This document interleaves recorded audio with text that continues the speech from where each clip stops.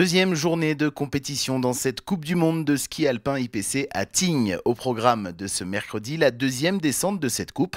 Et côté français, c'est Christian Fémy qui nous raconte la journée.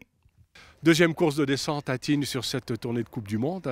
Résultat de nos Français, ils sont toujours pareils dans cette phase de préparation. Notre objectif final, c'est quand même le mois de mars. Marie, qui fait juste une petite relevée un petit peu dans le plat, là, s'il se retrouve deuxième, c'est bien, parce que ça prouve que la concurrence est là. Andrea Rothfuss, notre Allemande, là, sa concurrente directe, lui est passée devant aujourd'hui. Donc ça signifie quand même que le niveau de cette catégorie-là, même si elles sont peu de filles à monter sur le podium, est présent. C'est du travail de longue haleine qu'on a à faire. Donc on continue notre phase de préparation. Du côté des garçons, Vincent qui retrouve les joies du podium avec une troisième place. C'est une catégorie qui est très serrée avec beaucoup de concurrence, c'est la même chose là. Donc la moindre petite erreur coûte cher. Là, belle manche de Vincent qui lui permet d'accrocher la troisième place. Bien payé aujourd'hui pour lui, donc tant mieux.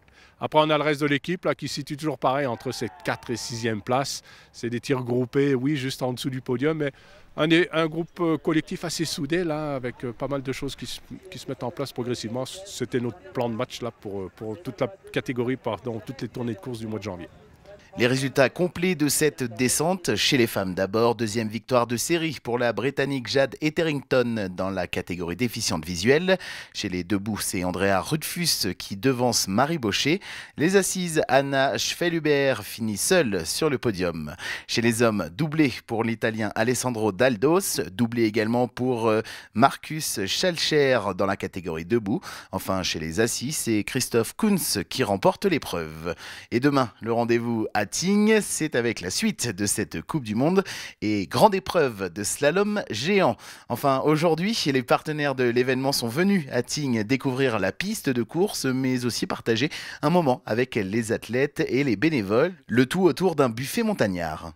On a été très impressionné par le mur de départ où on a vu en effet un énorme mur qui s'offrait à nous. On voyait les skieurs partir à toute vitesse alors que nous étions quand même sur la retenue. On a partagé l'avis de l'équipe de France sur cette piste, sur le bas-côté. On les a vus apprécier les courbes techniquement.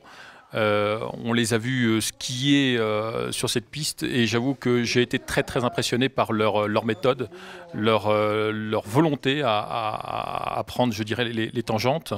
Et j'avoue que même en les suivant derrière, on en était bien incapable. La Coupe du Monde de ski alpin continue jusqu'à vendredi et toutes les vidéos sont à retrouver sur bloghandicap.com.